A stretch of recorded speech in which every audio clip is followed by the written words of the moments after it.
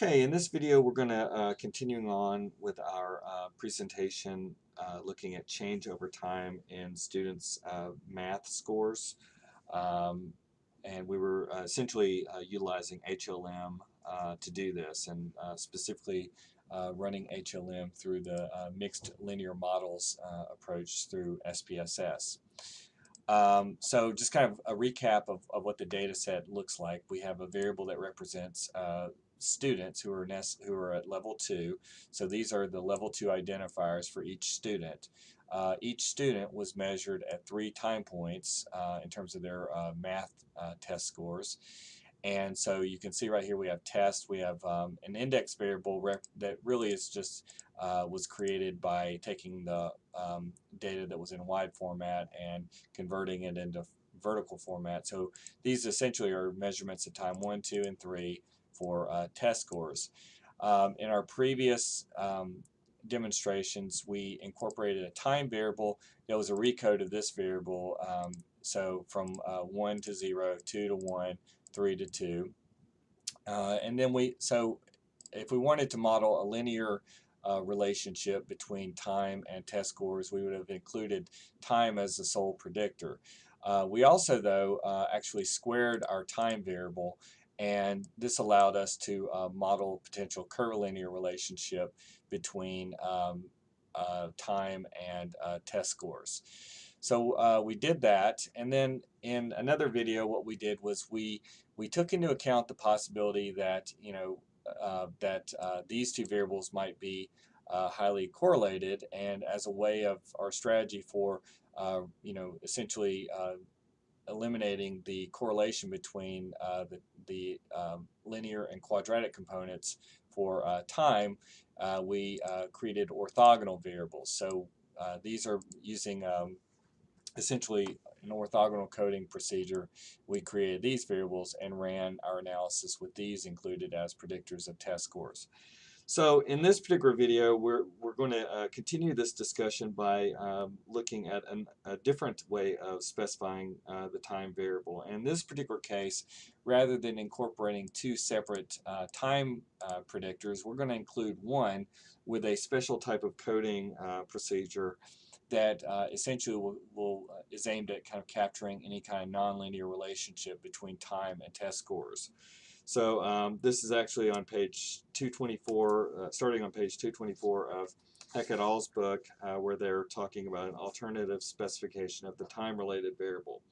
And they basically describe this as being similar to a level and shape approach for estimating the relationship between time and an outcome variable. And they actually kind of go into talking about that approach as an alternative, where you could use growth curve modeling through structural equation modeling. And this is kind of an example of a growth curve model using SEM, and basically just kind of estimating this parameter right here. So we're not actually going to be doing this. Basically, this particular strategy using the mixed models approach, basically it involves a little bit of trial and error to kind of come up with a reasonable specification of the coding on our time factor. So, and in fact, the authors actually had already done this. They've already come up with several different coding systems. But the basic idea behind this is that when it comes to looking at the relationship between time and our measurement on our outcome variable, level 1 outcome, you could kind of think about it this way. We measured at time 1, at time 2, and at time 3. And when we were using this kind of coding system right here, we coded time 1 as 0, we coded time 2 as 1, and time 3 as 2.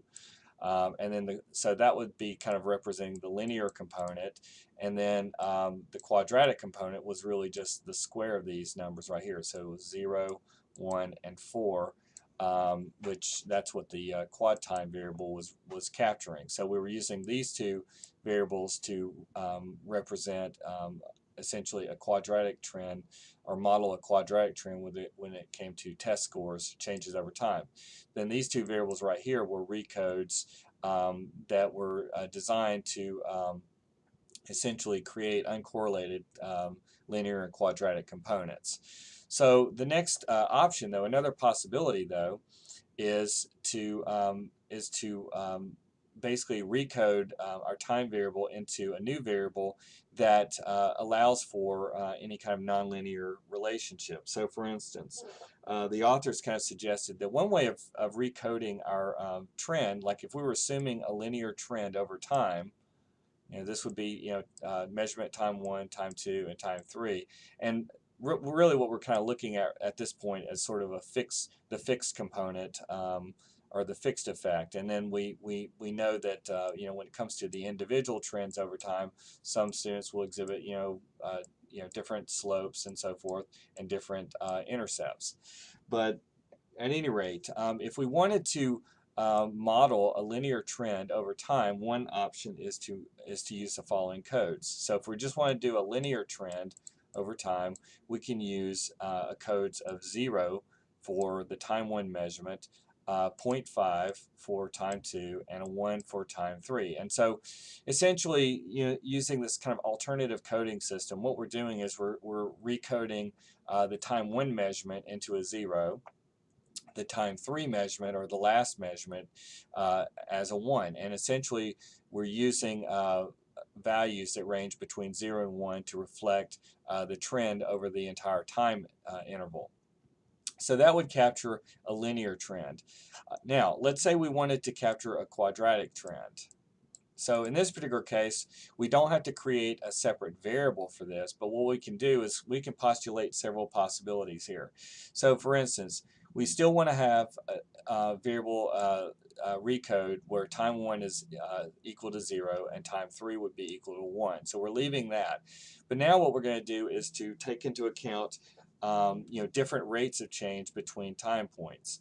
So the 0.5 just means that, really between time 1 and time 2, and between time 2 and time 3, essentially what that translates into is that we have, 0.5 rate of change, same rate of change, or linear change between adjacent time points. Now, another option is to, we could say, well, let's recode time 2 with a 0.6. Okay, and so in other words, what this would capture is a greater rate of change between time 1 and time 2, and a little bit less change between time 2 and time 3. So the rate of change is a little bit different. So that's one possibility. So we still, the relationship may still do fairly well in terms of being represented by a linear trend, but we're kind of capturing the possibility that we have different rates of change in terms of the growth over time in terms of test scores between different time sets of time points. Another possibility is if we expect an even larger rate of change between time 1 and time 2, we could use the following code, and we could say 0, 0.7 for time 2 coding, and 1 for time 3. Or if we want less of a radical difference in terms of the rate of change between time points, we could use 0 and 0.53 and 1. So in all cases, in terms of the recodes, all of these are essentially reflecting quadratic trends. It's just that the trends reflect different rates of growth between time 1, time 2, and time 2 and time 3. Whereas this linear trend right here, the coding that we have, the 0.5, represents the notion that we have equal amounts of change on our dependent measure or outcome measure between time 1 and time 2, and between time 2 and time 3, and that's what produces the linear rate of change. So that's kind of the basic idea. So in their example, in the textbook, they present several different codes, and they've already got the data already coded for us. There's actually the time variable here, and you have codes of 0, 0.5, and 1. And this is really representing the notion that there's a linear, on average we have, this is time 1, time 2, and time 3. and we code them as 0, 0.5, and 1, that means that basically we're having equal amounts of change between time points, and so what that translates into is a linear trend. This variable right here, you can see the codings of 0, 0.6, and 1, which means that we're modeling a greater rate of change between time 1 measurement and time 2 measurement with respect to test scores, and then a little bit less amount of change with respect to time 2 and time 3. Here you can see the coding of 0, 0.7, and 1, and this last one is has codes of 0, 0.53, and 1. So here we're kind of expecting that on average there's a little bit greater rate of change between time 1 and time 2 on average, and I know I'm kind of highlighting an individual student, but we're talking about on average over the entire set of students, and then maybe a little bit less change between time 2 and time 3. So let's let's take a look at a couple of options. So if we take let's just we'll use the example that's provided in the textbook, where essentially the authors are going to utilize just this variable right here. So they kind of what they actually did was they kind of estimated, they used a latent growth curve model, and they basically ran this model and estimated the growth trajectory, and then they essentially kind of filled that in, and that's why they actually used the 0.53. Ordinarily, you probably wouldn't start with a latent growth curve model and then use that to estimate weights, but that's kind of what they did, and so to kind of stick close to their presentation, that's what we're going to do right here. So we're going to use this variable as a predictor variable in our model. So in a nutshell, what we'll do is we'll go to Analyze, Mixed Models, Linear, move ID over to the Subjects box again. We'll move our index variable over, which just kind of represents a variable capturing repeated, the repeated factor, if you will. And then the covariance type that they utilized at level 1 was diagonal. So essentially, we're going to be estimating the variances of the residuals associated with time 1, time 2, and time 3 measurements, but we're assuming no correlations on the off-diagonal elements. We'll click on Continue and then move our test variable over to the dependent box. And then in terms of the our covariates, what we're going to do is we'll move the time on this variable over into the covariates box and click on Fixed, and then we'll move this variable over here and click on Continue. And then if we want to allow this variable to randomly vary, we can certainly do this, and that's one of the benefits of and we're going to use an unstructured matrix here. One of the benefits that we have with this type of coding system is that we can allow the entire trend, if you will, to randomly vary across individuals. Whereas when I was kind of discussing some of the previous videos, we could only allow either the linear or the quadratic component to randomly vary across individuals, and we had to fix the other component. So in this case, we can allow our time factor to essentially randomly vary across individuals, which would capture the random variation in any kind of quadratic trend. So additionally, we also have in their presentation, they also incorporated two between subjects predictors, which is students' SES, and also their perceptions of their teachers as effective. So we're going to move that over as well. And then under fixed effects, we'll make sure to include these predictors. So the idea being that students with a higher level of SES, we would expect on average that they would tend to do better in terms of their math achievement test scores, and then also perceiving teachers as more effective. That we might also expect that to be related to achievement.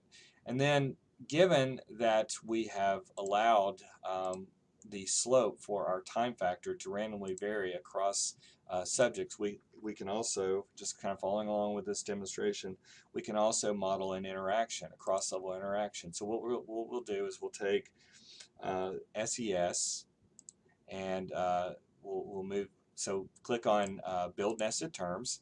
We'll move SES down here, then by, then our time factor, and then click on Add. And then we can do the same thing with respect to the perceptions of effectiveness variable, which again is also part of their presentation. So we've got that listed as well. So we'll click on Continue, and under Estimation, I think they utilized, they may have stuck with the REML estimation. That's what they utilized in the previous demonstration, so we'll stick with that. Under statistics, we'll go with parameter estimates, test for covariance parameters, and covariances of random effects. And now we'll click on OK. So now we have essentially our full model, and you can see right here that the number of parameters are being estimated. So we have essentially 12 parameters. We have essentially the fixed effect in terms of the intercept, and so the intercept would just be kind of an adjusted time one measure in terms of math scores. Then we also have the regression coefficient, the fixed effect across students for our time factor.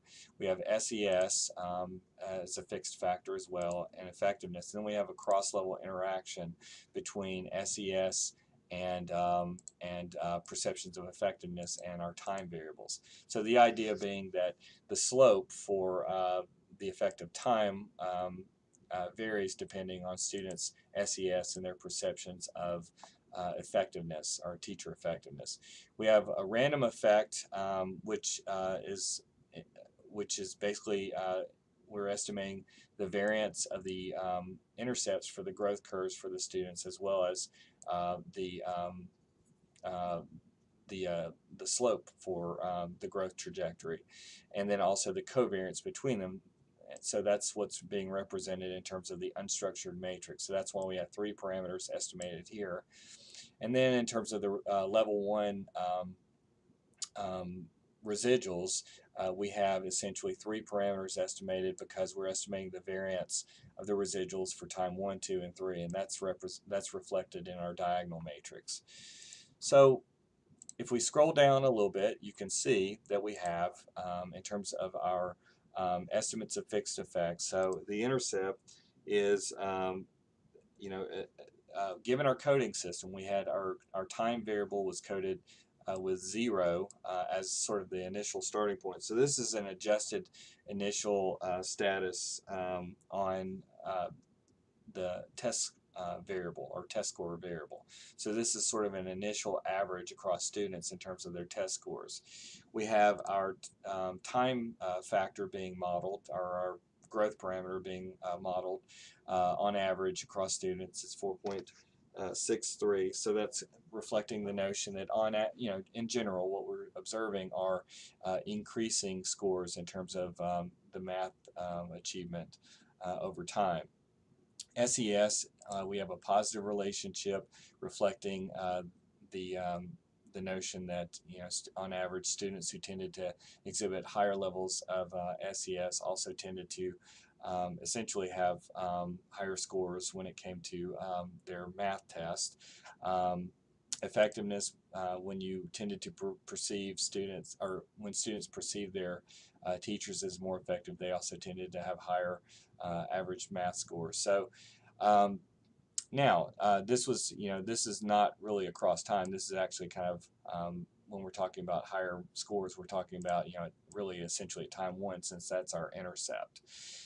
With respect to the cross-level interactions, we see that we have a negative coefficient here, and what that's telling us is that essentially students who had higher SES also exhibited lower rates of change when it came to change over time. So essentially this coefficient, as scores increases on SES, this coefficient actually decreases or weakens. So so students who tended to be higher in SES exhibited lower rates of change. With respect to perceived effectiveness, the converse was true. Essentially, students who tended, because we have a positive coefficient here, students who perceive their teachers as more effective also were observed to demonstrate more positive rates of change over time. So that's basically how you can interpret those. When you look at the coefficients over here, you can see that all this coefficient was significant. This one, this one, this one. All of these were significant at the 0.05 level. SES wasn't significant at the 0.05 level. I guess you could say it was near significant with a p-value at 0.063. When you look at the estimates of covariance parameters, you've got this is at level 2 right here. So when it comes to the estimated variance of the students' intercepts, or their time 1 math achievement or math scores, that's the variance estimate. It's statistically significantly different from 0, meaning that other predictor variables might also account for variation in the students' intercepts with respect to their growth curves. So these two variables right here were being utilized as predictors of variation in the intercepts, and so as you can see, additional variables might be added to the mix to try to help to explain the variation across students in terms of their time 1 growth curves. With respect to the slope factor for each student's growth trajectory, you see that we have a variance estimate here, and so essentially we still see that there's variation across students in terms of their slopes or their growth trajectories. So theoretically, even though we added in the cross-level interactions here to try to help to account for variation in students' growth trajectories, it looks like there's still other possible factors that may help to explain those trajectories as well, and so that's what's going on here. And then we also have a negative covariance estimate between the intercepts and slopes, and that was statistically significant. Okay, so really quickly, I know this is getting to be kind of a long video, but how did we get these recoded variables? Well, basically, I'm going to delete this right here. Basically, all we did was we went to transform, recode into different variables, and essentially I just took the time variable, or the authors actually took the time variable, and then we're recoding the original time variable into a different variable. So essentially time, we just, the authors basically created a new variable that, if they were creating the time 1 variable right here of 0, 0.5, and 1, they would have just, called it time 1. And I'll create a one over here that's the same thing as this. Click on change. So we're recoding time into a new variable, the old and new values. The old value on the time variable is 0, so we'll use 0 and leave it as 0 on the new variable. We'll use for the code of 1 on this variable, we'll convert it to a 0.5 here. And for a code of 2 on this variable, we'll recode over here to a 1. So you've got essentially 0 and 1 as reflecting the range on our interval here, and the 0.5 in between. So this was what was going to represent the linear change. So there it is right here. And so to create this variable right here, which is what we were using in our analysis, we'll just go back to transform into recode into different variables.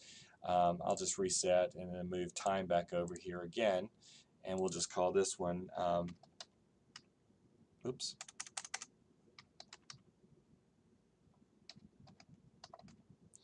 And I'll just put a .1 here just so I can create the new variable. And we'll just say, a value of 0 on the first variable will be recoded as 0 on the second one. We'll leave that alone. A value of 1 on the original time variable would be recoded to 0.53 on this variable. And then a value of 2 on the time variable would be recoded into a 1 on the new variable. And so when we do this, you'll see now we've got the same thing that we had right here. So, keep in mind that basically, the decision about how to recode this variable to kind of capture, the growth curves for the individuals, you have to kind of do a little bit of trial and error. If you're using something like, if we were using kind of the estimation, if we're using the maximum likelihood and so forth, and we generate our model, we could test out different models with different parameterizations, and then compare the Akaikis and Bayesian information criteria and sort of make decisions about which model might or which growth curve parameterization better fits. So that's one thing that you could kind of do. If you don't want to do the trial and error option, another option might be to instead of using HLM, you could utilize kind of a latent growth curve approach, and essentially, in this particular model right here, I've laid out this path at 0. This would be the same as coding time 1 as a 0. This would be coding time 3 as a 1, and then basically just kind of estimating the coefficient that belongs at time 2. So this is yet another alternative if you don't want to kind of do the trial and error approach, and you want to and essentially I just run the same basic model through SEM. So at any rate, that kind of concludes this discussion, and I hope you find it useful.